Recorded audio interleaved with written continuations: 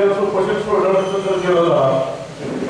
म्हणजे त्या माणसानं मराठी तयारी ठेवली कोणासाठी? समाजासाठी.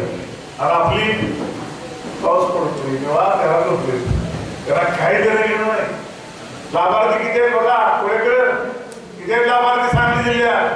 पहिली आपली कुठाने हाणली पाहिजे, दुसऱ्या नंतर पहिले आपले लाभार्थी बाहेर काढले पाहिजे, त्यांना पहिले त्यांच्या घरावर मोर्चा काढला पाहिजे. इतकी वाईट अवस्था आपल्या ओबीसीची आहे. आपला शत्रू दुसरा संग्रामाला कोणी नाही, आपला शत्रू आपणच आहे. ओबीसीचा खरा मार्गदर्शक कोण आहे आम्हाला माहिती आहे. आरक्षण कोणी घालवला ना, विकास गवळी कोण होता? कोण होता? मराठा होता, आपला. आणि म्हणून माझी आपल्याला विनंती आहे, संग्रामाला तोंडावर तरी बोला असला म्हणून तालुक्यात चांगली संख्या आहे. माझं तर मत आहे लढाईची सुरुवात आहे. आपल्याला लढाईला सुरुवात करत असताना संदीप नाना ताकदीनं आता ओबीसी गोळा केला पाहिजे. तुम्ही बलूर तालुक्यात सगळी मातबर मंडळी, माझं मत आहे ज्या वेळेला विष्णुशेठ आम्हाला म्हणतात सांगलीत मिळालं घ्या त्या अंगावर टाकायचं. आम्हाला माहित आहे. एक वेळ आम्ही वडेकर साहेबांना भेटायला गेलो, साहेब म्हणतात तुम्ही बाहेर काढा, भुजबळ साहेब तो पक्ष काढा, हे म्हणजे ओबीसी का दराणीच्या रॅलीला 20-30 माणसं मानत बाहेर, आणि आपली ओबीसीला ओढून बाहेर काढायला लागते. आधी विनंती आहे, मनात तर भेटत नाही तोपर्यंत त्या आगीचं आपल्याला मन कळणार नाही. तुम्हाला आता कळणार नाही, जे घरात बसले त्यांना आता कळणार नाही. ज्या वेळेला 100% मराठा समाज ओबीसी मध्ये येईल त्यावेळेला ह्यांना कळणार की हाके साहेब, प्रकाश अण्णा, कर्माणी साहेब आमच्या घटना मारतील, संग्रामाला आमच्या मुंडन करून घेतला. आईबाप मेल्यावर सुद्धा काही लोक मुंडन करून घेत नाही, माहिती आहे ना.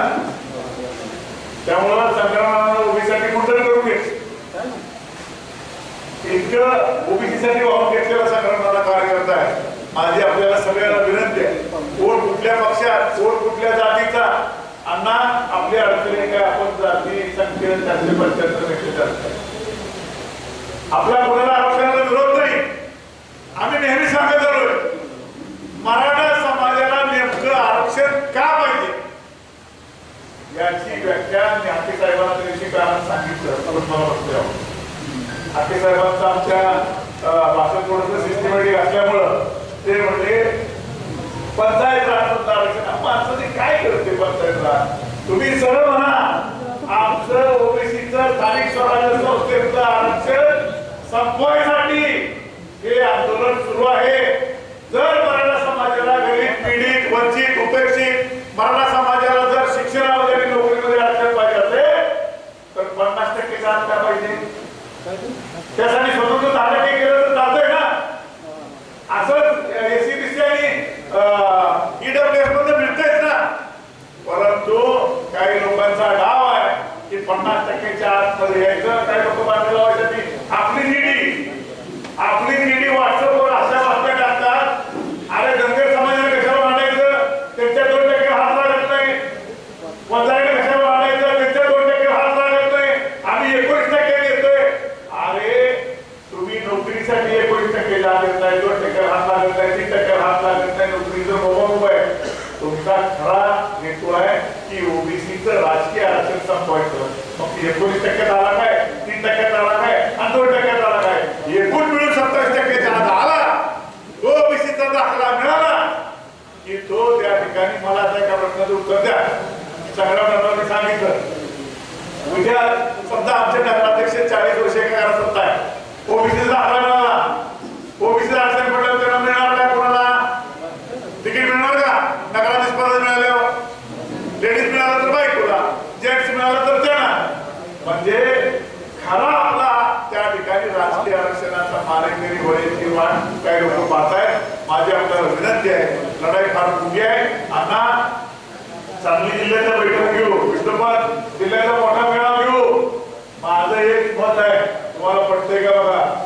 या विधानसभेच्या आधी हाके साहेब एकदा मुंबईवर हे पिवळं वादळ फडकूया. माझं म्हणणं आहे त्या तारखेची घोषणा करा. आता ह्यांना धमकी देऊन चालणार नाही, त्यांना आपला कष्ट दाखवे. विधानसभा तोंडावर आहे, त्यांना दाखवूया ओबीसी किती टक्के येतील, कसं आहे कसं नाही.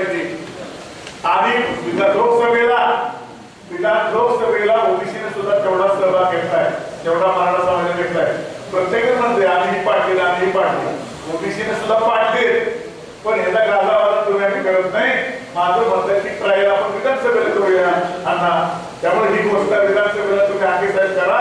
तुमच्या लढाईला तुमच्या बरोबर काय झाले, आमचा समाज आहे बारका, तुमचा समाज तुम्ही आहे मोठे भाऊ, जरा आम्हाला कोणतरी काका घ्या, समजून घ्या, आम्ही आहे बारक.